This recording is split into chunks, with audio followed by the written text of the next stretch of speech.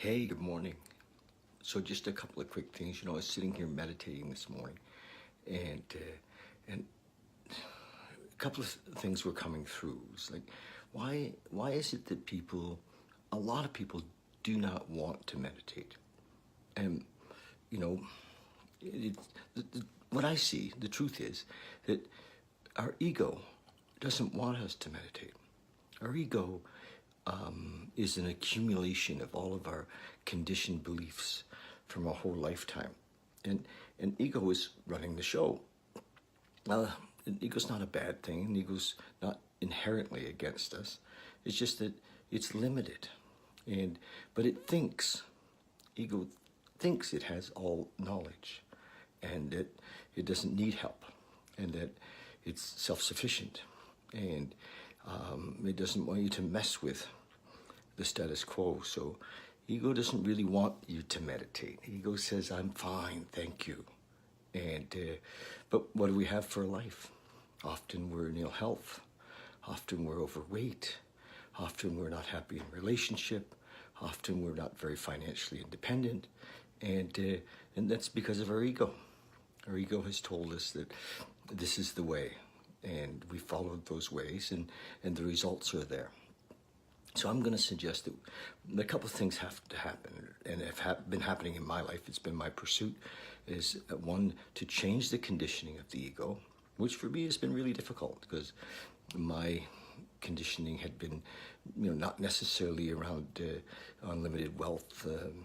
I think my mom believed that there was very limited supply, and that, that we were poor, and if we were rich, we were dishonest, and all of those kind of things. And so my life has been about reconditioning that ego and continuing to recondition it. And through meditation, we drop past the ego into a source of knowledge that's much greater than the accumulated knowledge that we have from our lifetime.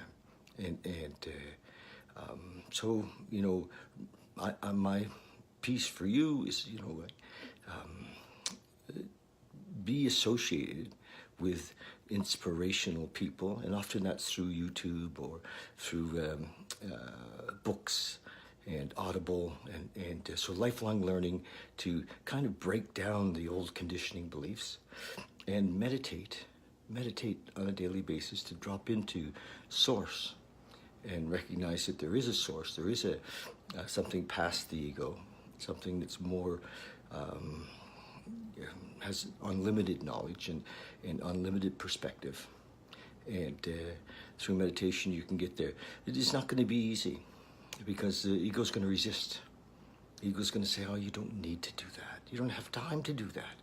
My gosh, you can't sit. You can't take the time. Ego have a lot of excuses to keep you from tapping into the source beyond ego. So that's my piece for this morning. Love you guys, and let's get serious. You really have to, I believe, make a commitment to yourself, for yourself, that life needs to change, and unless you're absolutely everything's peachy cream, then great.